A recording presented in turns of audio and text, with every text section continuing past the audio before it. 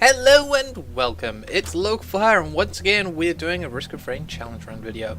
This should be the last one, at least for some time. And as always, we will be kicking things off by explaining what is going on here, what the rules and restrictions are surrounding this challenge run. And it is an unskilled playthrough. And some of you undoubtedly watching this video and going, you got that right. But nope, what I mean is that it is a playthrough without using any of the character's skills, which would normally be available to me. None of my attacks or things like that, except maybe to platform. Certainly not to fight any monsters.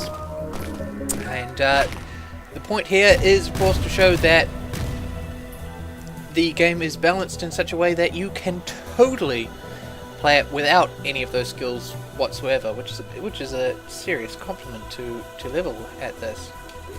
Now, I've been trying this with several different permutations, each with the mercenary. It doesn't really matter which character class we play as, since we won't be using any of their skills. But I tried this originally without the aid of any relics whatsoever, which was incredibly stupid, as I quickly realized that, oh yeah, if you're going to do a unskilled playthrough, you are at best going to be able to open one chest, so you really need to be guaranteed that that is going to produce an item which does passive damage in order for you to progress. And I didn't think of that, because what's that ever done for anyone? I didn't think of that, and this led to the problem where I was getting health regeneration items, which obviously don't kill anything, and if you can't fight back against the enemy, then you're doing something wrong. And I quickly lost that one. So after that, we tried several with just command running, so that I would get my choice of items, guaranteeing that I could grab up something like the barbed wire straight off the bat and give me some sort of damage. And I did that, and quickly realized that that was a bad idea, because after about, well, not so quickly, because it took me about 25 replays in order to go, yeah, this isn't working. So the barbed wire, just one by itself, unstacked, does about 5 damage, which is not great. And it took forever to kill most monsters in order to build up a suitable number of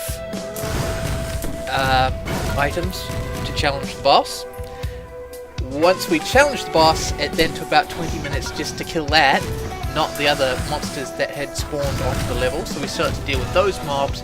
So that by the time I got to the fungal caverns, we were already at I'm coming for you difficulty, which made it very hard, but we got lucky on that case, and we had the elevator right next to one of the springs that spawned down the right hand side of that level, the fungal caverns, and we were able to just jump up and down on those, so that as all the enemy mobs spawn, they get stuck on that thing and they bounce up and down, and so they can't attack me, and so it was just a matter of waiting them out while my rather pathetic damage happened to go by. And by that point I had luckily got up to about 10 barbed wires. I had a charge field generator and a couple of 56 leaf clovers in the hopes of getting more items out of the elites, which really wasn't paying off. So it took about 40 minutes to get to level 3, at which point I promptly and almost instantaneously died, because of course I did. I was so underprepared, there was no way of getting the necessary items to survive. I simply couldn't kill anything quick enough. And I had originally planned on not doing it with glass, because the obvious problem is when you have passive only damage, you've got to be standing next to something in order to deal that damage, which means that you're quite prone to getting yourself killed by virtue of the fact that, hey, I'm also attacking you. Not so much a problem with things like the little Lemurians and jellyfish. I'm sure you'll see that I just slowly walk away from them. With the wisps, obviously their attacks can be jumped over, so you can just stand next to them and then jump once every so often in order to get around that. In this particular run, I've lucked out and I've got a Tesla coil, which just makes it easier at the start. The other times that I've played this, I was getting up to level 4 without any red items. It's not too bad, provided that you can get something like the Toxic Centipede pretty quick. That does the main damage until you can build up the barbed wire, which of course not only extends its damage but also its range. So that becomes quite deadly as well. Charge field generator, which is always good. But we're talking about glass, and one of the big issues with glass is, of course, the elites, the ones that particularly have their shocking auras and the ones that leave fire trails. They cause problems because they can kill you when you try to stand next to them, especially on low health. So they were creating a real problem that made me think, oh wow, that's bad, and it was. But we've sort of got around that once you can get some sort of DPS built up. It works. It is obviously working now. But I was rather reluctant to put on glass. I've put Spite on, of course, because Spite is always fun. Especially in the case of a melee character, because you are just that much closer when all those bombs go off. And Spirit is running as well. I should mention that. But the question comes down, I suppose, as to why I'm doing this particular one as well as all the others. Excellent point. The first two were for fun, just because I was somewhat having too much of an easy time with the game, as you do. Initially, many people, when they start playing Risk of Rain, are surprised by how difficult it is. It's actually not that bad once you get used to it. It's sort of got a steep learning curve. You're going to die a whole lot of times initially, early on. Some people might say that that's because you don't have access to the full range of items in your inventory. You've got a much smaller pool, and they're randomized. But as the previous challenge run video sort of showed, you don't need a large item pool. You can beat the game reliant only on random items, this very small selection of random items no less, and your starting skills for your character. You can beat the game quite happily. I'm sure that you could beat the game without using any items at all. I could probably do that if I practiced a little bit. There's also the advantage that when you start off initially, before you've unlocked all these items, the ones that randomly pop up are from a smaller pool, and thus you've got a better chance of getting those specific items. Quite often they're not that spectacular, but the idea is that once they stack up, even the most mundane items can be really effective. Except maybe the head stompers, because those are the most worthless item in the game. And only a few of the characters, like the miner, can actually get the height in combat in order to actually really do anything with that. So yeah, you can totally beat the game reliant mostly on your initial skill set. And this one is going the other way around and saying that you can also beat the game mostly reliant on your item stacks and ignoring your skill set entirely. And overall, that's just to make the point that as far as roguelites go, this is really, really well balanced towards skill. Because that is the big differentiating factor. Yes, having lots of nice items will help you, and certain characters are easier to play than others, but each character can be played through and can beat the game, either relying on their items or relying on their skills, or most likely relying on both of them together to make them very powerful. I mean, this would be very, very easy for me if I was actually fighting as well, instead of just wandering around allowing the items that I have on me to passively kill everything. And that's something that a lot of roguelikes obviously have a problem with, is that balancing for skill over balancing those random elements against chance versus skill. Is basically what I'm trying to say. I'm not articulating that particularly well, but quite often you'll see that you will have a bad run, and there was stacked against you in a lot of these games in these genres, that you'll be sitting there and you'll go, oh, there was no way I was going to beat that. Enter the Gungeon, if you play that, you'll find that if you don't really get a new weapon on the first level, for whatever reason, you're pretty much screwed. You're going to have such a hard time with the boss, everything is stacked against you, it's sort of random. And you've got a game like Ziggurat, which tries to address that. Ziggurat, which I've been playing quite a bit lately, addresses this by providing you with a weapon, your starting weapon, plus an extra weapon which you get straight away at the first dungeon, which is also randomized. Which is a nice feature because obviously it cuts down on random chance, which is one of the problems that roguelites have, as I've just literally said several times over. You want to cut down that randomness so that you can balance more in favor of skill, so that, hey, yeah, the randomness screwed you a little bit, but you always had the chance to win.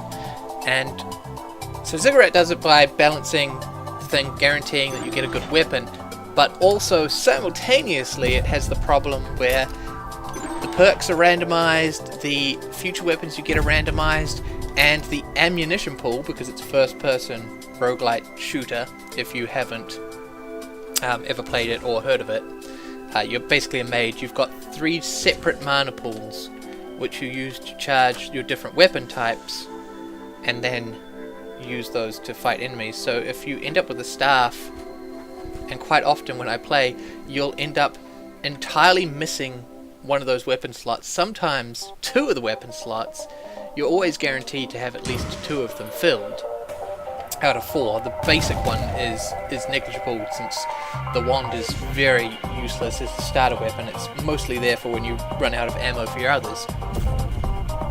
But despite their attempts to balance it in that way, which is great, you still have the problem where you'll get perks which level up mana pools that you have no access to. You'll go through the entire game without getting access to weapon types, therefore not being able to use the perks that you've picked up, not being able to use a lot of the gear that you find because it's for a different weapon or a different sort of thing. It's yeah, I'm not explaining it particularly well, but the point is the randomization is not fully balanced towards skill. You can have a bad run and it can end you. You could end up in a room full of exploding enemies where it's a small room. There is literally no way for you to dodge out of the way. The explosion will catch you because the room is too small to hold both the explosion and you at the same time. That sort of thing. Risk of Rain obviously is, and this is sort of the point that I've been making this whole time, wow, it's taken a long time to make that. It is supremely well balanced in the fact that, one, you start off with your full skill set, and that skill set is guaranteed. You know what you're getting, you don't have to worry about unlocking it as you go through and go, dang, what I really needed was my phase blade attack, but I don't have that because it didn't unlock and I never got a chance to get it during the game. Nope, you got it from the start. You've always got that particular skills, you've got that set up, you're good, and as shown by previous challenge run, that's really all you need. You're fine to get through the entire game with just that. And then of course you've got the items, which are randomized, and regardless of whether you've got the larger pool of items, which gives you access to better ones, or a smaller pool of items, which means that you've got a better chance of stacking less effective items on top of each other to make them more effective, you've got yourself a solid chance of getting through the game quite easily, and that is the point of these. It shows how well the game is balanced both ways. and despite its reputation for being hard, it's very much about skill. You play it a bit, and you'll learn which items to pick up, which ones not to get, how to play, etc., etc., and you'll get better.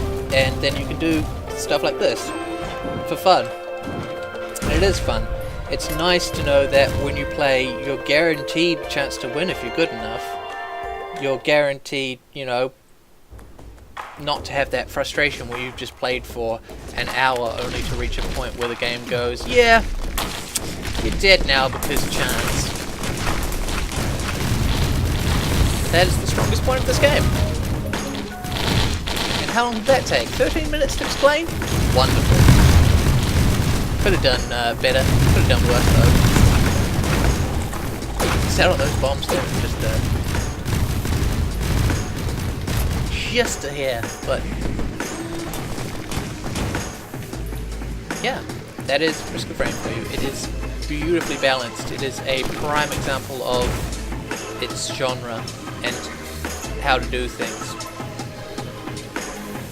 I know that a lot of people disagree that technically it doesn't fall into the roguelite genre because it's random generation. The levels are somewhat randomly generated. They have an overarching structure which then has the details switched around a little bit, which is fine as far as I'm concerned. That is random. It's random enough. It gives the levels more of a handcrafted feel, which is great because quite often when you're playing one of those other games, it's just a collection of the same square rooms connected to one another in a different pattern than they usually would be, which is fine, but still, it's not that brilliant, is it?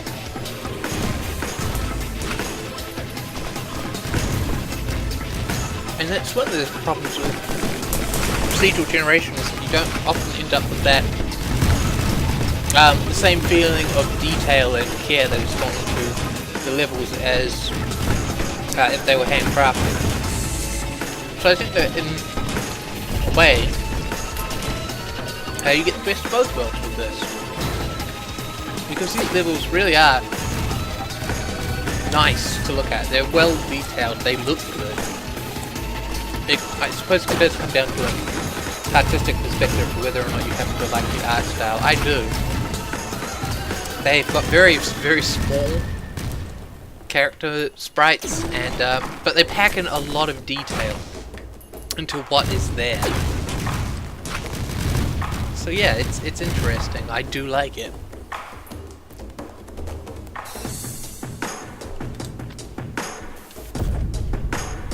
Once again, I've run out of things to talk about. About halfway through. Well done. I'm nothing if not consistent.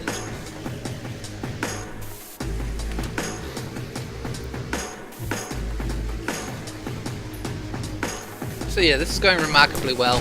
I'm not sure if I want to fight Providence again, or if I just want to try to go for a ridiculous stack of items. The first time I played through with the Mercenary, when I did originally unlock him, I just cycled through until I had about 100 barbed wires, and that means that the barbed wire radius extends to a point where it pretty much fills the screen, and anything that spawns within its radius instantly explodes. Which is fun. It's a lot more fun than fighting Providence, although I did eventually go around and fight him. In this, not sure if I'll be able to pull that off, because I'll have to come down to the choice to either fight Providence or not. And one of the problems with cycling back through the levels is that a lot of the monsters, especially the bosses, will be the elites and versions of bosses which have things like overloading, burning, where it's, hey, standing next to me while you kill me is a bad idea because I have, I also do damage over time.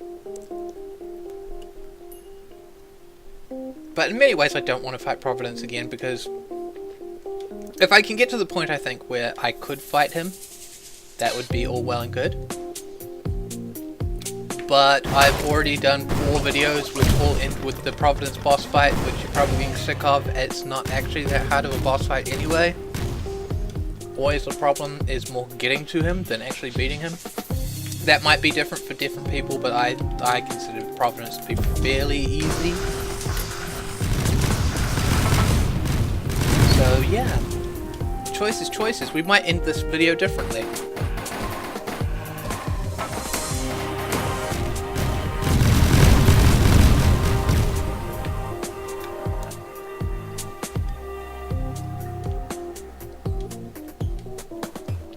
All in all, the way this is going, it shouldn't be more than... I mean, I managed to pull off the one with the Huntress and no items fairly quickly in like 25-ish minutes. So I imagine this one, because I have been going for the elevator fairly quick and early on, this shouldn't be that much longer. So I imagine half an hour. We don't really... Yeah, I think that we will see if we can build up sufficient stuff where I would be okay with going around in a cycle again. Because yeah, you can become ridiculously powerful in doing that and therefore make Providence even less of a threat than he already is.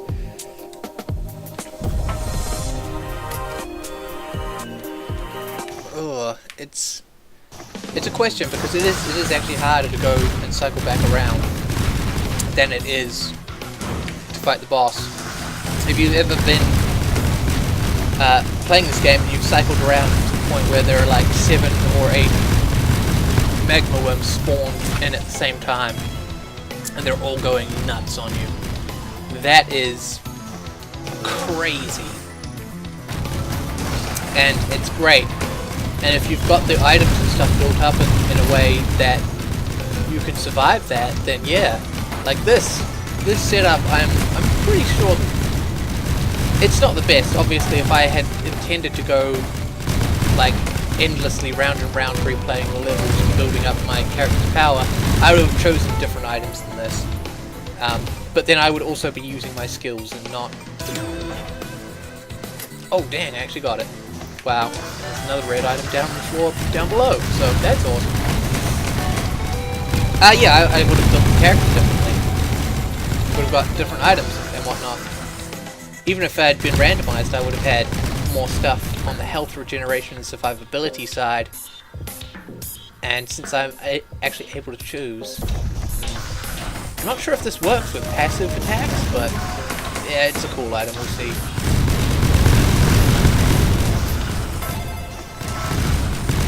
But yeah, you would go with a lot more survivability junk, like health regen and stuff like that, instead of passive damage.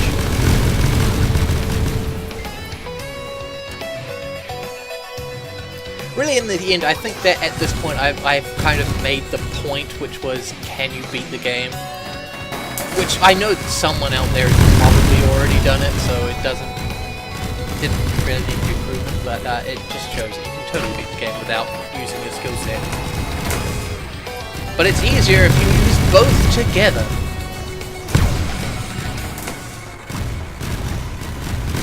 I mean, look at that. Just walk into guys and they're done. Admittedly, I've got the charge field and the frost relics going, but they require you to kill someone in the first place, which is not too hard. Not too hard with this setup. I'm really lucky to have got that Tesla coil. But I would be honest, probably be doing fairly well without it.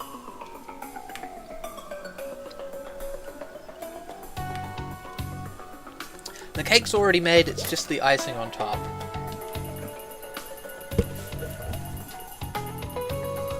So yeah, at this point this has become very easy, so I think, yeah, I'm just going to cycle around again. Hopefully not get myself killed, but probably do so, knowing my luck. I don't know, I tend to end up with something that does up close and personal damage over time when I play this, when I recycle around, especially if I'm playing a melee character. That's RNG for you. If you get something like the Colossus, then you're generally pretty good because they're slow, they're heavy, and it's pretty much, hey, when you want to fight me, you come and fight me at your leisure. Great. Wandering Vagrant, not so much of a threat when you first start off, but it's so easy to dodge their attacks. At least it is when you're playing the first round through. If you're playing later levels, incredibly lucky with the red items this time around. Probably could have chosen better ones, but hey, it's working, so let's not complain. What was I talking about? The Wandering Vagrant. Very easy, at least to start off with. Later on gets much more difficult when you cycle back around because they get the elemental bonuses that they would not usually have. And the fact that they're almost always on top of you as you go. Yeah. The threat is not their attack, because that is so incredibly easy to avoid. The threat is in their the fact that if they get the burning or overloading adjective on them, then yeah, they can be incredibly lethal. But that only happens when you cycle back through, and it's obviously there to make it more difficult, because if you're going to cycle back through, it's going to be that much stronger. It's there for a challenge. And with certain character classes, especially ranged classes, you don't have to worry about that sort of thing. A commander with a hyper threader destroy something like that, because he's never going to be close enough to it to worry about taking damage. The mercenary, totally doable, but the fact that I've kind of built my character in the way that it's I want to stand next to everything while not doing anything is probably not a good idea. But I've made up my mind. I don't really want to fight Providence again. I'm sure that if you have watched the other videos, you don't want to see me fight Providence again. So it's a win-win-win. And the best thing is, I can totally die, which leaves a bit more suspense, I suppose, for the video, because usually it'd be like, hey, I uploaded a video. I'm not uploading the runs where I die, so you know exactly what's going to happen. You know that nothing bad's going down. In this case, we totally can go, you're going to die now. Is this going to be the one that kills you? Which one of these bad guys is going to get you? Yeah, we'll see. We'll hope for something like the... what's his facey? Colossus. I'll probably get a magma worm. Overloading magma worm or something. They're not too bad. Honestly, you just avoid their head. The head is what does the damage. The head and the other bit. The head and the fact that they leave the burning ground, which is bad. Other than that, not a problem.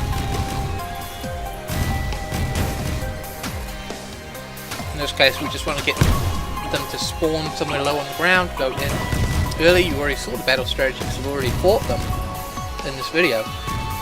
You get in close, with damage over time as the body sections come through, since they each take individual damage. One of them gets toxic entity, so that does continual damage even when they go underground, which is great. Then you've got the area effect on the barbed wire and charge field generator, which is huge. That will do continual damage. Because they're so big, the area of effect, that's going to be doing damage to multiple sections of the worm. So really, that's kind of the ideal boss. I think even more so than the Colossus. Initially it's the Colossus because he's slow and heavy and you don't have to worry about him being in your face.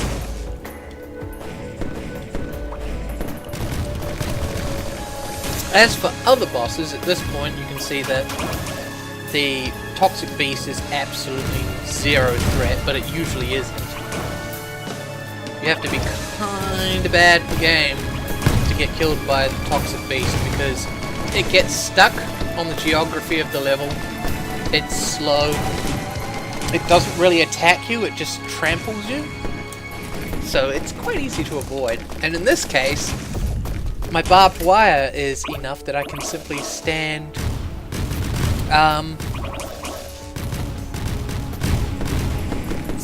on a separate platform and totally have it just do its thing, which is awesome.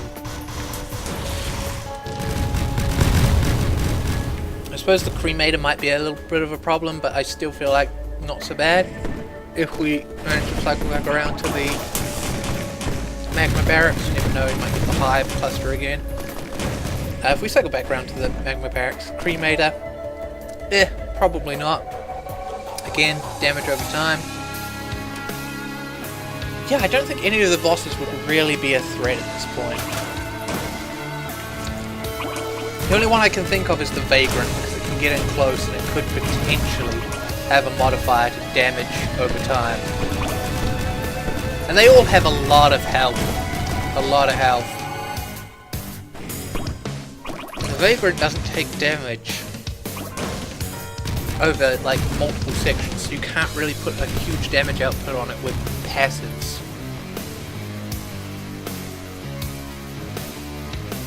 Yeah, Scavenger could also be a threat, I suppose, because it's got the rocket pods, but the rockets are so easy to avoid if you really want to. And the only thing that's really a threat from them is that ball lightning attack. I never notice it when they telegraph the damn thing, so that could be a potential killer. And they can spawn at any time. So I feel like, yeah, it's going to be a Vagrant or a Scavenger. I can't think of the other bosses. What are the other bosses? Ifrit, yeah. I don't think they can even spawn outside of the tundra. Because I've never seen them spawn outside tundra, so I don't think that that's going to be an initial threat.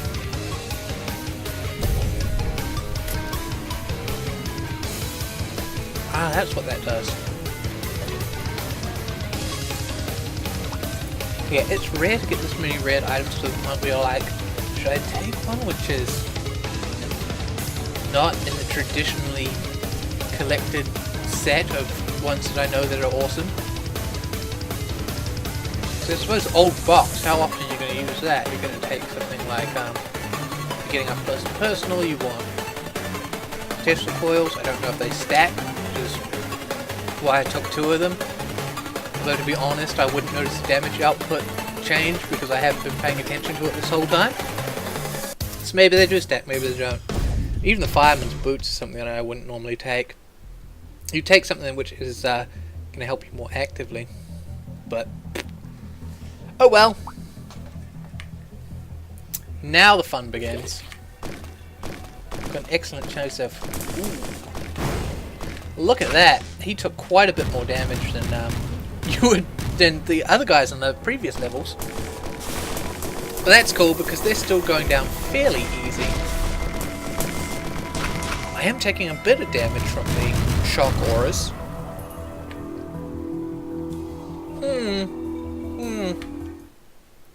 Still, we shall live with our choices. We're a pacifist all the way. I will not fight these guys. I will simply let them break themselves on my ball of barbed wire. Happened to be the worst possible choice for an enemy to show up has shown up. Oh. Wow, he is doing damage. I might be able to kill him first. No. Okay. That definitely was my fault. I could have beaten the game. Providence doesn't have any modifiers on him that makes him difficult. He's always exactly the same. He would have been cake. Oh well, that's it for me. Until next time.